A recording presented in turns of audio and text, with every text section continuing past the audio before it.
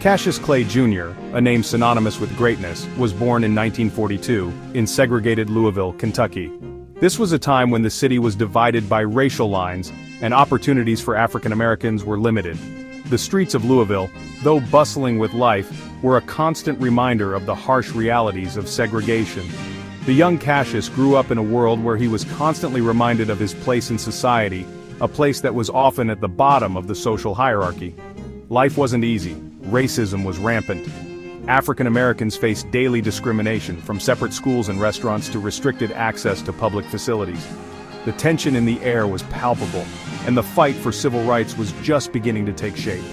In this environment, young Cassius Clay was growing up, absorbing the injustices around him, and feeling the weight of societal expectations pressing down on his shoulders. Yet a fire burned within young Clay, a fire ignited by an act of injustice. He was not one to accept his fate quietly. His spirit was rebellious, his heart filled with a desire to fight back against the wrongs he saw. This inner fire was stoked by a personal experience that would change the course of his life forever. His beloved bicycle was stolen. Enraged, he vowed to find the thief and give him a thrashing. This bicycle was more than just a mode of transportation, it was a symbol of his independence and freedom. The theft of his bike was a personal affront, a violation that he could not let go unchallenged. His anger was a reflection of the larger injustices he faced daily. A police officer, Joe Martin, heard his cries. He offered an alternative channel that anger into boxing. Joe Martin was not just any officer, he was also a boxing coach at the local gym. He saw potential in the young boy's fiery spirit and believed that boxing could be a way for Cassius to not only defend himself, but also to find a constructive outlet for his anger and frustration. That moment, destiny was altered. Cassius Clay stepped into the gym, and a legend was born. The gym became his sanctuary, a place where he could channel his energy and hone his skills. Under the guidance of Joe Martin, Cassius began to train rigorously, learning the art of boxing and discovering his own potential. This was the beginning of a journey that would see him rise to become one of the greatest boxers of all time, a journey that started with a stolen bicycle and a young boy's determination to fight back.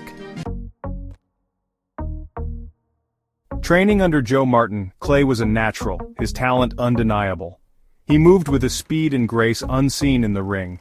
He talked, he boasted, he predicted knockouts, earning him the moniker the Louisville Lip. Victories piled up, Golden Gloves championships, an Olympic gold medal. But Clay craved more than just titles. He wanted to use his voice to fight for something bigger than himself.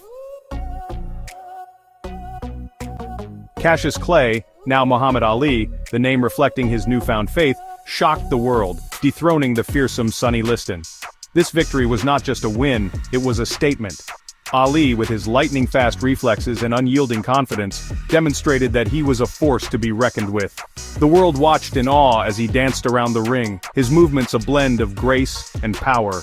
The crowd's roar was deafening, a testament to the magnitude of his achievement. He was not just a fighter, he was a showman, a poet, an artist in the ring. Ali's charisma extended beyond his boxing prowess. He captivated audiences with his eloquent speeches and poetic taunts. His famous line, "Float like a butterfly, sting like a bee," became a mantra for many. Ali's ability to connect with people, whether in the ring or on the streets, made him a beloved figure worldwide. His confidence was infectious, inspiring countless individuals to believe in themselves. Then came the rumble in the jungle. Facing the seemingly invincible George Foreman, Ali knew he had to employ a strategy that would catch everyone off guard. The world held its breath as Ali stepped into the ring, facing a man who was known for his devastating power. Foreman had demolished his previous opponents with ease, and many doubted Ali's chances. But Ali, ever the strategist, had a plan. Ali embraced a risky strategy, the rope-a-dope, absorbing punches, tiring his opponent. As Foreman unleashed a barrage of punches, Ali leaned against the ropes, conserving his energy. The crowd watched in disbelief, unsure of what Ali was attempting. Round after round, Foreman grew more frustrated and exhausted. Ali's resilience and mental fortitude were on full display. He taunted Foreman, whispering words that only they could hear, further unsettling his opponent. In the 8th round, Ali unleashed a fury, knocking Foreman out and reclaiming the heavyweight title. The crowd erupted in jubilation as Ali stood victorious, his arms raised high. This victory was more than just a win, it was a testament to Ali's indomitable spirit and strategic brilliance. He had faced his fears, conquered a giant, and emerged as a legend. Ali's legacy would inspire generations to come, reminding us all that with courage and determination, anything is possible. Ali's fighting style was revolutionary. He danced, he floated, he was elusive, all while delivering lightning-fast jabs and powerful combinations. His famous quote, "Float like a butterfly, sting like a bee," perfectly encapsulated his approach. He was unpredictable, mesmerizing opponents and captivating audiences worldwide. Beyond the ring, Muhammad Ali's impact transcended boxing. He was not just a champion in the sport but a champion for the people. His charisma and confidence made him a beloved figure, but it was his unwavering stance on social issues that cemented his legacy. He was a vocal critic of racism and social injustice. During a time when the civil rights movement was gaining momentum, Ali used his platform to speak out against the systemic oppression faced by African Americans. He marched alongside activists, lent his voice to the cause, and never shied away from controversy if it meant standing up for what he believed in. Ali refused to be silenced, famously stating, "I ain't got no quarrel with them Viet Cong." This bold declaration was a direct challenge to the US government's involvement in the Vietnam War. His words resonated with many who were disillusioned with the war and the draft. His refusal to be drafted during the Vietnam War, citing religious beliefs and opposition to the conflict, cost him his title and nearly his freedom. Ali was stripped of his heavyweight title and faced a 5-year prison sentence. Despite the immense pressure and the potential consequences, he stood firm in his beliefs, becoming a symbol of resistance and integrity. Yet, he stood firm, his courage and conviction inspiring millions. Ali's resilience in the face of adversity showed the world that true strength lies not just in physical prowess, but in the courage to stand up for one's principles.